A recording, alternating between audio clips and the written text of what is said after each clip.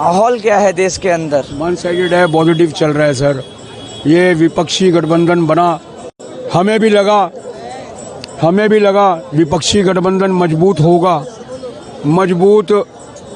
अब वो मजबूती नज़र आ रही है। विपक्षी गठबंधन की मजबूरी नज़र आ रही है, जो परतें धीरे धीरे खुल रही हैं विपक्ष की।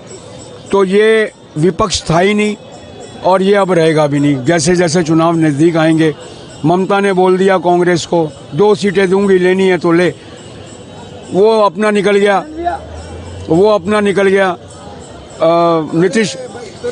नीतीश निकल गए। वहाँ भगवंत मान ने बोल दिया कांग्रेस को हम 13 सीटें हम खुद अकेले लड़ेंगे। एक्चुअली क्या हुआ, ये जो क्षेत्रीय दल बने थे, ये इंडिया गठबंधन जो बना था, ये क्षेत्रीय दलों को मिला के बनाया गया था और क्षेत्रीय दलों का अपना एक जनाधार है। मैं कंप्लीट कर रहा हूँ।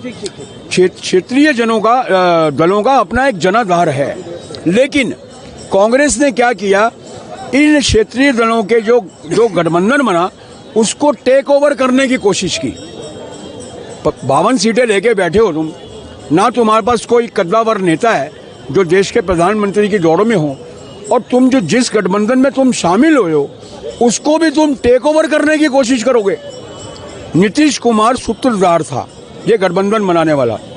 2019 में चंद्रबाबू नायडू छोड़ के आंध्रा को दिल्ली आया था एक गठबंधन बनाने के लिए। चंद्रबाबू नायडू 2019 के इलेक्शन से पहले, लेकिन विपक्षी गठबंधन नहीं बन पाया। अब जो विपक्षी गठबंधन बना, नीतीश ने यह समझा कि भाई मोदी को हराने के लिए मैंने तो गठबंधन बना दिया, लेकिन जो गठबंधन में आए उनका नीतीश को ये नहीं पता लगा कि ये अपने स्वार्थ की वजह से आए हैं। अब वो स्वार्थ उजागर धीरे धीरे हो रहा है। ये गठबंधन की परतें धीरे धीरे खुलेंगी। कांग्रेस 52 सीट वाली 28 दलों के गठबंधन को टेक ओवर करेगी, तो वो क्षेत्रीय दल हैं, उनका अपना जनाधार है, चाहे वो विपक्ष में क्यों ना हो। उस जनाधार के ऊपर आज चोट कैसे मार दोगे? ठीक है, ये बात समझ आती है। आपके समर्थक भी हैं, बीजेपी समर्थक भी हैं, कांग्रेस समर्थक भी हैं। समर्थक मोदी के काम में ऑन कैमरा बोल रहा हूँ। अभी आपने वो जो 10 साल की सजा और 10 लाख का जुर्माना, 7 साल की सजा, मैंने पुरजोर विरोध किया उसका। मैंने कहा अमित शाह जी, चेतावनी दे रहा हूँ और अपील भी कर रहा हूँ, ये कानून नहीं लागू होना चाहिए। आपका अपना राइट है, आप कुछ भी। चलो ठीक है सर, मैं आपसे सवाल करता हूँ। आनंद जी है मेरे साथ। हवा तेज हो गई है 2024 की, 100 दिन से कम का समय बचा है, यानी कि लगभग 3 महीने। हेमंत सोरेन को गिरफ्तार कर लिया, 5वां नोटिस केजरीवाल जी को चला गया। राहुल गांधी जी न्याय यात्रा पर निकले हैं। विपक्ष आरोप लगा रहा है कि अब ईडी सीबीआई का गलत उपयोग करके विपक्षी नेताओं को डराया जा रहा है और जेल में डाल दिया जा रहा है ताकि 2024 का चुनाव प्रभावित हो जाए। आपको मैं बता देता हूँ, एक एक करके 3-4 सवाल पूछ लिए, मैं तीनों का बारी बारी देता हूँ। देखो, हेमंत सोरेन जो हैं वो केजरीवाल के गुरु हैं, उनको 7-8 सम्मन गए, इनको 4 आ गए, अब 5वां भी आ गया। तो ये क्या था, ये देखो ईडी सीबीआई जो है वो अपना काम कर रही है। ईडी सीबीआई के जो सवाल है ना, उनको चाहिए पेपर में दे दें और जनता तक पहुंच जाए। वो पूछ के आ रहे हैं। अभी तेजस्वी यादव कल विक्ट्री दिखा रहे थे जैसे वो कहीं से कोई जंग जीत के आए हैं और पब्लिक भी खुश हो रही है। ये अनजान है पब्लिक, ये सिंपैथी गेम करते हैं बाहर आके। उनसे पूछा गया कि भाई आपके पिताजी जो है लैंड फॉर जॉब के उसमें तो वो बेल पे हैं, उसमें है चारा घोटाला पे बेल पे। आप एक बात बताइए कि ये जो आपकी जमीनें, ये लैंड जो आपके 14 लोगों के नाम हुई है, इसमें आपको क्या जानकारी? बोले नहीं है कुछ। बोला अच्छा ठीक है, आपकी 6 लाख की कंपनी, वहाँ 160 करोड़ का घर लिया डिफेंस कॉलोनी में, आपको मालूम है? आप नाबालिग थे, आपके नाम पे है वो कंपनी, उसके हेड आप ही हो। बोले नहीं। बोला आप जाके उस बंगले में ठहरते हो, आपको ये तो मालूम है? जवाब नहीं दे पा रहे हैं। ठीक है, ये सारे ईडी सीबीआई पूछ रही है। अगर भाई तुम गलत नहीं हो तो योगी जी बैठे हुए हैं, ये नीतीश जी आए हैं लोटे की तरह इधर पिघल के, इनके पे भी ईडी जा सकती है। जो साफ सुथरी छवि का नेता है उन पे ईडी सीबीआई नहीं कुछ कर रही है। ये जितने करप्शन खो रहे हैं, भ्रष्टाचारी हैं, गेंडे की खाल वाले हैं, इनके पीछे क्यों ईडी लगी है? अच्छा, मैं अब आपको रोकता हूँ। अजीत पवार और हाँ लाओ मैं इस पे और भी असम के सीएम, इस पे भी बता क्या दूं। वॉशिंग मशीन है क्या मैं कोई? बता रहा हूँ। ईडी सीबीआई कहाँ चली जाती है? बीजेपी ने इतना बड़ा एलिगेशन लगाया। सुनिए, जब कोई चीज होती है ना, बड़ा पेड़ होता है, वृक्ष, उसके छाए के नीचे ये लोग अभी खड़े हैं, इन पे कार्रवाई नहीं रुकी, इनकी ढीली कर दी है उन्होंने, बोला इन पे भी होगा। अभी तो इनसे मोटे गंडे बैठे हैं विपक्ष में, इन लोगों को पहले ये अभी साइड किनारे करें, होगा सबका न्याय होगा। ये अपने मुफाद के लिए इधर भागे, कुछ टाइम के लिए कॉस्मेटिक सर्जरी हुई है, ना कि वो बच गए हैं। चाहे वो शरद पवार के भतीजे हों, चाहे और जो लोग बीजेपी में भाग के आए हैं करप्ट लोग, ये करप्ट लोग ही रहेंगे, उनका दाग। लोगों को सीएम भी बना दोगे क्या अब? देखो वहाँ पे तो नहीं बनाया ना सीएम, कहाँ का सीएम? असम में सीएम नहीं बनाया, हेमंत बिस्वा शर्मा को नहीं बनाया। सुन लो, हेमंत बिस्वा शर्मा 20 साल कांग्रेस की सेवा करते रहे, 20 साल 10 साल और 15 साल से इधर आए हैं। हेमंत बिस्वा शर्मा तो कांग्रेसी थे और फिर उसके बाद वहाँ के सीएम बने हैं। अभी उनको राहुल जी को तकलीफ सबसे ज्यादा वही थी ना, असम में न्याय यात्रा को लेके क्या तकलीफ थी, वहाँ पे उनको गाइडलाइन सारी बेकार लग रही थी। अभी वो आए हैं पूर्णिया में क्या किया है ममता दीदी ने, जब वो इंटर करा बंगाल में, वहाँ पे इन्होंने स्टेज लगाया था, उन्होंने बोल दिया मैं अकेले लड़ूंगी, मैं कोई सीट नहीं दे रही कांग्रेस को। वहाँ पे इनके स्टेज उखाड़ के फेंक दिया, तब तो बघेला नहीं मचाया तुमने, तब शोर नहीं, तब वो संविधान खतरे में नहीं गया, तब वहाँ पे बीजेपी के लोग नहीं पहुंचे, वहाँ शांत हो। अभी तुम्हारे साथ वहाँ पोस्टर फाड़े गए हैं, तुम्हारी गाड़ी पे अभी हमला हुआ है, तो सुप्रिया ने बोला है कि वो शीशा तो बॉडीगार्ड से टूट गया, रस्सी इतनी ऊपर बंधी हुई थी। दूसरा अधीर रंजन चौधरी वहाँ पे जाके बोल रहे हैं, बयान में देखो अंतर, उन्होंने बोला है अधीर रंजन चौधरी ने कि वामपंथियों ने हमला किया, तो ममता दीदी ने बोला नहीं जी नहीं, वो उनका बयान आया कि नहीं जी नहीं, इस पे आप गलत वो बयान मत करो, यहाँ पे जो हुआ वो मतलब उन्हीं के समर्थकों से टूटा।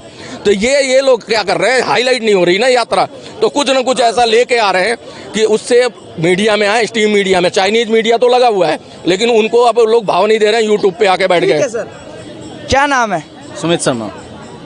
ईडी सीबीआई का गलत उपयोग हो रहा है क्या देश के अंदर? आप ईडी सीबीआई बोलिए ही मत, इसको कह दिया भारतीय जनता पार्टी का दूसरा संगठन। अच्छा, मैं इसलिए कहता हूं कि ईडी सीबीआई के पास ऐसी कौन जादू की छड़ी है कि वो विपक्ष पे जाके ही अटकती है, वो जो वही विपक्ष पे अटकती है जो नेता, जो पार्टी बदलता नहीं है, अपने अखाड़े को नहीं बदलता है। आप ये बताइए, भ्रष्टाचारी और तमाम जब वो विपक्ष की पार्टियों में होता तो वो भ्रष्टाचारी होता है, लेकिन जब वो भारतीय जनता पार्टी में आता तो सबसे बड़ा राष्ट्रभक्त बन जाता है। उदाहरण के लिए दे रहा हूँ हेमंत बिस्वा शर्मा, उदाहरण के लिए दूंगा येदियुरप्पा, उदाहरण के लिए दूंगा अजित पवार, उदाहरण के लिए तमाम जो पार्टियां उनकी बात कर रहा हूँ मैं, ठीक है, ये तमाम लोग हैं। लेकिन ये लोग मिलिंद देवड़ा, मैंने कहा कि सबसे पहले निष्कासित करने का काम कांग्रेस ने किया कि नहीं किया? आप ये कहते हैं, इन्होंने कहा, मैं ये कहा, यही कांग्रेस पार्टी जिसपे ये तमाम, अगर कोल घोटाला का आरोप भी लगता था ना, कोल घोटाला का आरोप भी लगता, सबसे पहले मंत्री पद जाती थी। सुनिए आप, चीज एक बात बताओ, सुनिए, जितने लोग गए हैं बीजेपी में, एक सेकंड, कहीं ना कहीं ये कांग्रेस में थे, कांग्रेस, सुन लो मेरी बात, कांग्रेस में थे। अब इन्होंने क्या करा कि इनको लगा कि भैया हमारे पे ईडी सीबीआई की जांच बैठेगी, अब उधर गए अपने फायदे के लिए। तो इन्होंने कहा अपने फायदे के लिए, सुने, अब इन्होंने कहा अपने फायदे लेके उधर गए, तो क्या ये लोकतंत्र के लिए सही है? नहीं, आप ईडी सीबीआई बोल रहे हो, ये आरोप तो 2014 से पहले भी तो तोता नाम का एक शब्द था। अब बात ये है, अगर तुम करप्ट नहीं हो तो कोर्ट जाओ, बेल ले लो। बेल क्यों नहीं मिलती तुम लोगों को? सुनिए, कोर्ट से भी विश्वास उठ गया विपक्षियों का। सुनिए, हमें कोर्ट पे विश्वास उठा नहीं है। आप सुनिए बात, आप जिस कोर्ट की बात कर रहे हैं, चंडीगढ़ का मेयर का चुनाव आपने देखा नहीं? 36 चंडीगढ़, ये बात कटना मत, 36 वोट की ताकत, क्या बैलेट पेपर पे उस अधिकारी का क्या अधिकार है कि वो विक्ट्री साइन दिखाए? उस अधिकारी को क्या अधिकार है कोई एक सांसद का पैर छुए? उस अधिकारी को क्या अधिकार है कि बीजेपी के पक्ष में जाकर वो अपना दिखाए कि मैंने, मेरी विजय हुई है? और सुनिए, ये तो आप जिस लोकतंत्र की बात, वे लोकतंत्र की घटना, और जिस सीबीआई और ईडी की बात करो, आप ये बताइए, उसी भारतीय जनता पार्टी, उसी भारतीय नीतीश कुमार के साथ जब गलबलियां थी लालू प्रसाद, तब तक तो आपने एक बार भी जांच नहीं उठाया।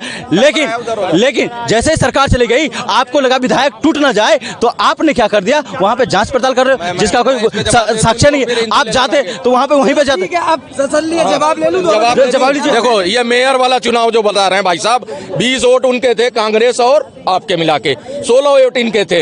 अच्छा, जो मेयर का चुनाव था उसका जो बैलेट पेपर होता है वो 90 दिन तक सुरक्षित रखा जाता है। अब ये क्यों नहीं जा रहे हैं कोर्ट में, हलफनामा देते हैं वहां पे, वो 1 मिनट इलेक्शन कमीशन को बुलाए और पूछे कि ये बैलेट पेपर पे क्या गलत क्या सही है। और सुनो, एक वोट खराब कर सकता, वो एक वोट इधर से उधर, 8 वोट कभी अनवैलिड नहीं करेगा। और दूसरी बात, अगर किया है तो ये पार्टियां जाती क्यों नहीं? एक मिनट बात सुनाओ। ये जितने पार्षद हैं सारे के सारे गंवार थे क्या? इनको अक्ल नहीं थी? इनको इससे पहले इन्होंने वोट नहीं डालना आया था इनको? हेलो, अरे भैया, इनको इससे पहले इन्होंने कभी वोट नहीं डाला या कभी पब्लिक ने डाला? नहीं डाला। या इनको वोट डालना नहीं आता था? दूसरा सवाल, ये ऐसी क्या दिक्कत हो गई थी जो 23 तारीख को चुनाव, सुनिए, जो 23 तारीख को चुनाव होना था, ऐसी क्या दिक्कत हो गई थी कि अधिकारी को चेंज किया गया, 27 तारीख को नियुक्त किया गया, और ऐसी क्या दिक्कत हुई कि आनन फान में चुनाव किया गया और उनका जो विक्ट्री साइन और वो पैर छुना, ये दिखाता है कि लोकतंत्र कहाँ तक पहुंच गया। मैं देखो एक बात बोलूं, एक तो इन्होंने सुनो, गलत आदमी एक मिनट रुक जाओ, गलत आदमी हमेशा, इन्होंने बैलेट पेपर फाड़ा, क्या जरूरत थी आपको फाड़ने की? आप चले जाओ कोर्ट, हलफनामा दे के आप वहां पे दिखवा लो, बैलेट पेपर तो सुरक्षित रखा जाएगा ना 90 दिन तक। ये तो नहीं होगा कि वो लेके अपने घर चले गए या ये अपने घर जेब में डाल के लाए। अगर ये चाहें तो करवा सकते हैं, लेकिन कांग्रेस और जो आप है, इन्हीं के पार्षद नहीं चाहते थे कि उनका मेयर हो। ये चाहते तो हो जाता, तभी वो 8 जो वोट इनवैलिड है ना। अगर गलत होता है 1-2 वोट होता है, ये 8 के 8 नहीं होगा। देखिए, हाँ, वही तो मैं भी बोल रहा हूँ। कांग्रेस की सबसे, अरे सर सुनो, है किसकी? कांग्रेस की सबसे बड़ी दिक्कत है, कोर्ट किसकी है? जब गुजरात कोर्ट जब गुजरात कोर्ट राहुल गांधी को सजा सुनाती है और निष्कासित कर देती है संसद पद से, वो तो बोलते हैं, राहुल गांधी जी के जो समर्थक हैं और राहुल गांधी बोलते हैं कि लोकतंत्र खत्म हो गया। फिर जब कोर्ट पे हमें विश्वास नहीं है, फिर जब कोर्ट ही, सुप्रीम कोर्ट वापस उस आदेश को रद्द करती है, तो इनके हिसाब से लोकतंत्र जिंदा हो जाता है, फिर कोर्ट सर्वोपरि हो जाता है। एक मिनट सर, बीच में नहीं सर, प्लीज, मैंने बहुत देर तक सुना, मैं बीच में नहीं बोलता हूँ। सुनिए, ये लोग वो हैं, ईवीएम मशीन खराब है, पहले तो ये उनमें से हैं, फिर बाद में बैलेट पेपर पे चुनाव होता है तो उसमें गड़बड़ी हो जाती है। कोर्ट को तो ये लोग धेले पे रखते हैं, कांग्रेसी कोर्ट को नहीं मानते। मैं ऑन कैमरा बोल रहा हूँ, अगर कांग्रेस और आम आदमी पार्टी कोर्ट में गई है री इलेक्शन करवाने के लिए, कोर्ट में उन्होंने याचिका दी कि चंडीगढ़ के मेयर का चुनाव री इलेक्शन कोर्ट दे, कोर्ट ने याचिका कर दी है खारिज, और चुनाव आयोग को 3 हफ्ते का नोटिस दिया है कि आप इसमें हमें सारी कार्रवाई हमारे पटल पे रखिए। चलो ठीक है, अब जवाब, चलो ये तो मेयर की बात हो गई, लेकिन मैं ईडी सीबीआई की ज्यादा बात कर रहा था। अब केजरीवाल जी को जो 5वां नोटिस आया है, क्या उनको पेश होना चाहिए ईडी के सामने? मैं ये पूछना चाहता हूँ, मैं आपसे पूछना चाहता हूँ, जिस केजरीवाल के ऊपर बात ले जा रहा है, ऐसी क्या डर है आपको केजरीवाल से? डर ये है कि देश की जनता और राज्य को क्या डर है ईडी के सामने पेश होने से? कौन डर रहा है? कौन डर रहा है? आप क्यों, कौन डर रहा है? किसने क्या डर रहा है? क्या डर है वो? कौन नहीं जा रहा है ईडी के सामने पेश क्यों हो रहा है? अगर कुछ नहीं किया तो चले जाए। कौन नहीं डर रहा? कौन डर रहा है? केजरीवाल जी 4-5 नोटिस, 5वां नोटिस है ये। क्या उन्होंने बयान दर्ज नहीं करवाया? ईडी के सामने बयान दर्ज नहीं करवाया? आपने देखा? सुनिए, 5 नोटिस का जवाब आप जाके देखिए, क्या है जवाब आप देखिए। जब संजय सिंह ने जवाब दिया, तमाम आप जवाब मिला या नहीं मिला इस पे बात कीजिए, लेकिन आप उस पर बात नहीं करेंगे। आप सुनिए, इनको हेमंत सोरेन वो दिख जाएंगे जो पिछड़े लोगों के लिए काम किया, उसके लिए तो आपको दिख जाता है, लेकिन जिन्होंने शोषण किया वो नहीं दिखा, सामाजिक शोषण जिसने किया। आप अदालत पे आ जाइए, तमाम सुप्रीम कोर्ट के वकील वकील जनता मंत्र में धरना प्रदर्शन कर रहा है, क्या वो सुप्रीम कोर्ट के वकील नहीं है? जब सुप्रीम कोर्ट के वकील को नहीं सुना जा रहा है तो आप समझे देश का जो हमारे लोकतंत्र वो कहाँ जिंदा है? सुनिए, वो देश का लोकतंत्र कहाँ जिंदा है जब सुप्रीम कोर्ट के वकील को ही नहीं सुना जा रहा है? सुप्रीम कोर्ट के वकील धरना प्रदर्शन करने को मजबूर है और आप कहते हैं कि जिंदा है सब कुछ। आप कहते हैं जिंदा है लोकतंत्र, संविधान जिंदा है। आपको एक पक्ष का दिखता है सारी चीजें, एक पक्ष का इसलिए दिखता है कि आपको युवाओं की जो बेरोजगारी दर है वो नहीं दिखेगा, आपको कलम और किताब की ताकत नहीं दिखेगा, क्योंकि आप लोग जो है रोजी रोटी के नाम पे कलम और किताब को खत्म करना चाहते हैं। आप लोग वो है जो व्यक्ति की आजादी को खत्म करना चाहते हैं। आप लोग जो है महिला की सशक्तिकरण को खत्म करना चाहते हैं। आप लोगों को मणिपुर नहीं दिखेगा, आप लोगों को वो, आप ले बताइए, देश की सुरक्षा की बात करता हूं, जो जवान शहीद के नाम पे वोट लेता है वो नहीं दिखेगा। आपको अर्थव्यवस्था की बात करता हूं, 40% इंपोर्ट बढ़ गया चाइना के साथ, क्या मेक इन इंडिया तहत में आपने काम किया? वो नहीं दिखेगा। आपको वो नहीं दिखेगा जो वीजा के नाम पर आज देश की वीजा की स्थिति कम हो गई, लेकिन आपके तो विश्व डंका बजा। आपको वो नहीं देखेगा जो भूटान हमारे देश के साथ बिना शर्त के खड़ा होता था, आज भूटान चाइना के साथ है। आपको वो नहीं दिखेगा हमारे जो वियतनाम है वो चाइना के साथ चला गया, आपको वो नहीं दिखेगा म्यांमार चाइना के साथ चला गया, आपको श्रीलंका चाइना के साथ चला गया, आपको मॉरिशस चाइना के साथ चला गया, आपको नेपाल चाइना के साथ चला गया, आपके तमाम लद्दाख, डोकलाम, अरुणाचल के तमाम जो कस्बे हैं उनका नाम बदल गया। और हमका जो रक्षा स्थल का जिसका चीन है उसको भी आपने चाइना के नाम पे दे दिया, और वो जो विजय चिन्ह था उसको खत्म कर दिया। अब जवाब ले लो। मैं कह रहा हूँ अभी 2024 का इलेक्शन होगा, हमारे संविधान में संशोधन मोदी जी को करना चाहिए, और जितने नेगेटिव लोग हैं ना उनके लिए लोकतंत्र खत्म। मैं ऑन कैमरा बोल रहा हूँ। बीजेपी वाले की ही गंदी सोच है, लोकतंत्र चाहते हैं, लोकतंत्र को खत्म भी करना चाहते हैं। एक मिनट। अरे एक सेकंड। अरे मेरे अंकल मेरी बात सुनो, अगर ये लोकतंत्र नहीं होता ना तो एक चाय वाला प्रधानमंत्री नहीं बनता। मेरी बात सुनो। अरे पहले मेरी बात सुनो आप। पहले मेरी बात सुनो। अगर इस प्रधानमंत्री नहीं बनता, ये लोकतंत्र है तो चाय वाला प्रधानमंत्री बना है। आप इस बात को गलत कह रहे हो। चाय वाला प्रधानमंत्री आप लोग इतने चतुर चालाक चंट हो। मैं नेगेटिव बोल रहा हूँ, नेगेटिव। देखिए इनको ये लगता है जो शिक्षा की बात करे वो नेगेटिव हो जाएगा, जो देश की सुरक्षा की बात वो नेगेटिव हो जाएगा, जो भ्रष्टाचार के खिलाफ बोले वो नेगेटिव हो जाएगा, ये जो संविधान और लोकतंत्र को जिंदा करने के बाद वो नेगेटिव हो जाएगा। इनके लिए ये बात हम इस सब चीजों की बात हम नेगेटिव है, जवाब नहीं देंगे। ये प्रचारजीवी लोग हैं, ये लोग देश की सुरक्षा के साथ खेलने वाले लोग हैं। इन लोगों को नहीं है, इन लोगों को हुड़दंग मचाने वाले काम करेंगे बस। ये उन्माद मचाने वाले लोग हैं, ये मुद्दे की बात नहीं करेंगे। ये लोग वही है जो मिलिंद देवड़ा पे चुप, अब मणिशंकर पे पूछूंगा फिर चुप। मैंने कब चुप बोला? मैंने क्या बोला? मिलिंद देवड़ा का अब बीच में नहीं बोलना। मणिशंकर अय्यर प्रधानमंत्री कौन बनना चाहिए? उसकी बेटी केवल मोदी। मणिशंकर की, अरे छोड़ बात चल रही है, चुप। मणिशंकर अय्यर उसकी बेटी को RAW जो वहाँ की एसोसिएशन है उन्होंने नोटिस बेच के बोला है कि आपको हमारे कॉलोनी में, हमारे रेसिडेंशियल एरिया में रहने का हक नहीं है। ये कांग्रेसी मणिशंकर अय्यर जो पाकिस्तान में जाके भीख मांगता है कि मोदी को हटाओ। अरे लानत ऑन कैमरा भीख मांगता है मणिशंकर अय्यर। पाकिस्तान में जाके बिना देश की रक्षा और बताएगा देश के और पाकिस्तान को जवाब पुलवामा और उड़ी का दिया हुआ है, तगड़ा जवाब। अच्छा, और जब 26/11 अब मिक्स में बोलने नहीं दूंगा, नहीं बोलने देंगे, नहीं दूंगा। 26/11 हाँ मैं बीच में नहीं बोलता हूँ, मैं बीच में नहीं बोलता हूँ, मैं बीच में नहीं बोलता हूँ, मैं बीच में नहीं बोलता हूँ, इसलिए बोलने नहीं दूंगा क्योंकि मैं बीच में नहीं बोलता हूँ। 26/11 हुआ हमारे देश में, 2008 में 26/11 हुआ। हमारी सेना ने कहा हम पाकिस्तान को जवाब देने के लिए तैयार है। मनमोहन सिंह ऐसे करके बैठ गया, नहीं देंगे, नहीं देंगे, नहीं दोगे। आज एक एजेंडा चलाना, आज राजनाथ आज राज चलेगा, एक ही चलेगा। वहां से दरकिनार हो जाओगे तुम लोग। क्या एजेंडा आप लोग इधर चलता है। आप देश के जवाब दे दो। मैं दे रहा हूँ। मालेगांव में जो हमला हुआ उसका सांसद भोपाल का प्रज्ञा ठाकुर कौन है? कोर्ट से बरी हुई ना, कोर्ट से बरी हुई ना, बाहर है, सांसद है अब तो। बरी हो गई, हाँ कोर्ट से बरी हो गई, बिल्कुल बरी हो गई, बिल्कुल बरी हो गई, बिल्कुल बरी हो गई।